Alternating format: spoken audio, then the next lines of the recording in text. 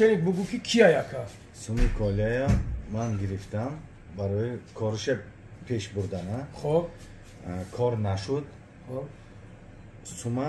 نگرداندم من خب اینجا با بابای لنگری عیبدار نیست بابای لنگری ماشینیک نه ماشینیک نه من ماشینی خب من برای کی بخشش میپرسم که ای اکو صبر کنی همش در کانالی بابای لنگری میبره اما اهم گنرالو برگشتن به خاطری که فیدنه نشه اما بابای لنگری مادری برادرت میگفتی تو برادر کی گفتی مادرت خودت حساب میشوه آواز مادری همو برادر تمون دیدم اکران السلام علیکم دوستان عزیز خداوند حفظتون کنه خواهش میکنم بعد دقت تا آخر گوش کنید بعد روشنامه مینویسی صدقه مینویسی یا ماشاءالله مینویسی ماشینیک مینویسی چی مینویسی بنویسی خوب من ویدیو ابرشین ندارم من همچون یک مسلمان همچون یک برادر یک فهماندهی به نام برادر رستم یا که رستم اشرف میگم من پسش نمیزنم کی چی میگم من کارشو ندارم من خواهش میکنم بعد دقت گوش کنید رستم جان برادر مهربان یکمش که الحمدلله مسلمان هستی دیمش که برادری تاجیک هستی همین نمری بابا جان 88 یا که اینستاگرام بابا جان 88 اگر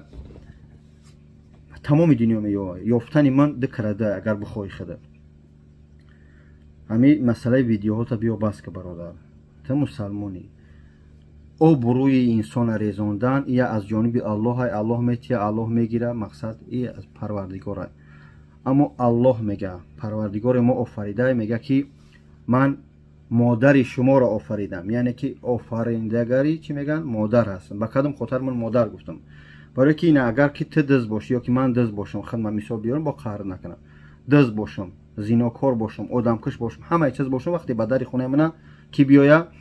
ملیسا بیا کی پناه میکنه مادر میگه که فرزندم نیست که تو ملیسا نبرنج برای دوست میداره اما الله میگه پروردگار میگه که بنده من ستر کنه گناهاشونا یعنی که حق نداره ببراری ایش ماشینیک ایش حرامخور ایش دوز ایش من گفتی خودت گپ پس ولن میگوی که من زبانم نمیگرده برای که این کانال من آدمای خیلی الحمدلله آدمای با مدنیت آدمای خوب آدمایی که میفهمن گوش میکنن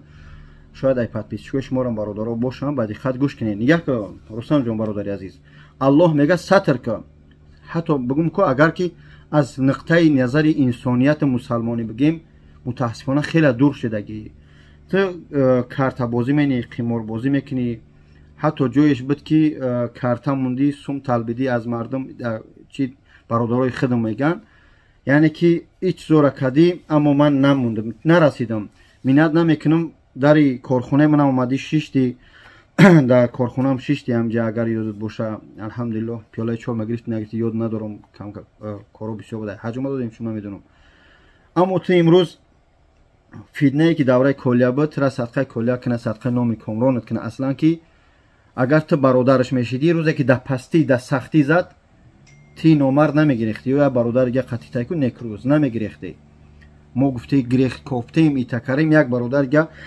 قطعی بود برادر 4 تا نال بود اخیرش هم تری بود همون برادر یاد جواب من همه پرسیدم لیچ نگفته من قطعی بابا جان گپ زدم همسری عمر کامران بردم اینجا ای تکرم داو کری اگر تو برادر میشدی میگه بابا جان من دبرتم بیا در قامت درست میستم کامران مقصد سوم جمع میبروریم بعد گفتگی که شما وعده داده که 3 میلیون 4 میلیون یا 2 میلیون میبروریم کامران وعده میبروریم نبود اما شخصایی که سخن کردن که همین قدر سم رسخال میشوه حرکت میکنه میبروریمش وقتی که دیدن که استاتیا و وزمینه نتونستن گفتن این کار از گهدش برمده نمیتونیم پروردگار برادرم کامران بروره از پس مرده از پس شخصی که ترمه رفتگیه باید گپ نزنیم اما فیدنه که در بین تاجیکا و ازبکا و مسلمان داختی این خود دستی این فیدنه انداز برادر من حرکت میکنم به تاخیر گپ زنم برای که با او رانی پسته که تو فرماده من نمیخوام فرم من مسلمانم شما را مسلمانی خودت در نظر دارم مسلمانی چی در کار لنگری میرسی ایدیبگ میرسی اب جبارش میرسی یکمش که صدقه همین انسانات کنه من اگه پشتیش گفتی گپو میبخشی پدلی زود نمیکنم مقصد من خشامت نمیگم خدمتی که بابا لنگری کرده است یا شبه بیداری همه طاقت کردن نمیتونی خودت یک بار ببین که برای تاجیکا چی کردی برای مسلمان‌ها در شهر غربی به غیر کارت بازی فند فریب گرفتن چی کردی هیچی نکردی یا که ناز ایدی بگم بگیرم من برادر مقصد پس نمیزنم تعریف هم نمیکنم اما همین خدمت همیه کرده یعنی که بیدار کردن شعور تاجیکا بچه‌ها یاشه که نروان از پس هر گروه ها نروان مقصد پس پنجره ایروی یا لایک یا گپ یا خبر یک پراسموتر یا گپای به معنی که فکر بیزین نسبت دولت وطن میکنن یعنی که مردم شعور نوکشا بیدار کرده ایستاده است تو که هم جوانو ده میرس نروان تو چی کردی ای با ای جنگ دختر استی ای با ای فتنه دختر استی برادر جنو بچه‌های اوچا بچه‌های من بچه‌های اکم برادری عزیز من از برای خدا میگم ما همو برادرایی که بردن حاجی کامران مقصد باید میبروردن وقتی که فتنه ها سرشید اچاد بسپاره سمکو ترسیدن همه کار به خاطر که پدری کامران برادر مو اگر تو برادر کامران برادر میگفتی تو پدرش نمیبروردی آوازی پدرش نمیموندی ویدیو پدرش نمیموندی آوازی عمکیش نمیموندی آوازی مادر سیویتو خودت میدونی بهترین این نعمت در دنیا هر یک انسان مادر میوفره تو آوازی مادری برادرت میگفتی تو برادر که گفتی مادرت خودت حساب میشود آوازی مادری همو برادر تمون دیدم اکران وقتی زپس کردیم من نوارای پیش تمون در گوش کردم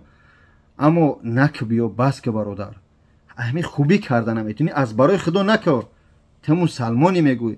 من شعری نرم من برادرتونم برادری عزیز نکو رستم بای برادری عزیز فتنه ندوز ای بابای لنگریا که گفته استادی ما ستر کرده استیم گناههای همون برادرها به خاطر که الله میگه که ستر که تا روز قیامت من خردترین گناهی تر ستر کنم اما من نمیدونم از روز قیامت از در اخیر ویدیو تا آخر یگان ویدیو تر من تماشا نمیکردم پارچه یا جو قگوسپند موندی لنگری و ایدی بگل بابا جون چون چی گفتی خیلی خلاصه چی کردی نکردی برای روز قیامت کی منم مادر ما دشنام کرد نکرد او کامنتاری دادید و همون پیروانی خطن یعنی که هر یک بلاگر براست خودش مخلص داره برادر داره مادر داره خواهش میکنن التماس میکنن اما په همین روز من یگان ویدیو نکردم این نمیکنم این ویدیو را من ویدیو اربشه نیست من خواهشه که فتنه ندوزه بین تاجیکا در بین ازبکا و تاجیکا برای که بعضی ویدیو تا دیدم من ازبک من خیلی من کار ندارم برادر ازبک بسیار دارم اما نکو جوانا را برای تیا ویدیو کنی برای وطن دوستی برای حمایت وطن نه فلان گروه نره فلان آدم را گوش نکنه ای کار نکنه یا فلان مادر مونده چه خوبی از چی بدونی بیدار خوابی یا که 1000 کیلومتر 500 کیلومتر من میناد نمیکنم بیدار خوابی کمک یک مادر تاجیک چی بدونی اشک یک مادر تاجیک چی بدونی متاسفانه من هم جدیدم سلام علیک کردیم خطی خودت شاهدی اما برادر من خواهش اینه من ویدیو مسلمانی برادری کردم که نکو برادر از برای خدا بسش که وضعیت بیزه میشه وضعیت چخیل بیزه میشه در این دنیا نشی در روز قیامت برای با آبروی مردم بازی کرده استی فتنه دوخته استی یا بار کامنتر رو بی نیمش مادری شما را حقارت داره نیمش مادری من نینتش برادر ایدی بگه برادر لنگریا این قیدی ابجابورا اما تو برای کامران بجز فتنه بجز پسزنی بجز غمی پدر مادری و هیچی ندادی چقدر شبهه در دل مردم دوختی حسبنا الله نعم الوکیل خداوند ما را بسنده چه میگی گفتم میگی جورا نرس بیای خمیر سال 90 91 جنگ جنجال فتنه اندازی مثل بعضی همین شما بنام وطن دوستا یا که فتنه دوزا بدن وطن جنگ دختن سال 91 90 بس ای برادر بیا بس که من هم چه خواهش کردم اینا با نگوی خبر نکردی تو از هم ویدیو تمام نرسیدی بابا جون اسکو کی داد مینا یگان کس نه من ان شاء الله درباره برادرای مسلمان در شهر غربی هستم این میمونم درباره کدام بلاگرش که مراجعت کرده برای برادر من این تاجیکستان شما همچنین خدا همه این برای هدایت کنه پس بلندی گفته باشیم بخشش برادرها پس بلند ننویسه التماس خواهش میکنم صبر کنی همش در کانال بابای لنگری میبره همه کیا یکا سومی کالیا من گرفتم برای کارش پیش بردن خب کار نشد خب سوما نگرداندم من خب اینجا با بابای لنگری عیبدار نیست بابا لنگری ماشینیک نه ماشینیک نه من ماشینی خب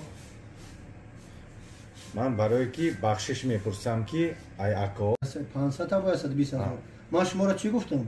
دما سو مهم نیست دما کی مهمه کالیا تاجیک مهمه برام ما ماشینیک بودیم هر موقع نه من ماشینیک اینجا من گرفتم سوما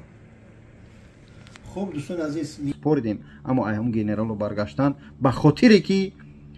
فیدنه نشه اما به بوی لنگری قرض کرد ای برادرش با کدام خاطر که پدر کامران ایدمی کار شوه پدر ایدمی کارو شوه باید سومی خودش بگیره بیچاره به هم خاطر ویدیوهاش برای ام قدر بودن از خدا بترس بس که برادر فیدنه را خدا نگهدار السلام علیکم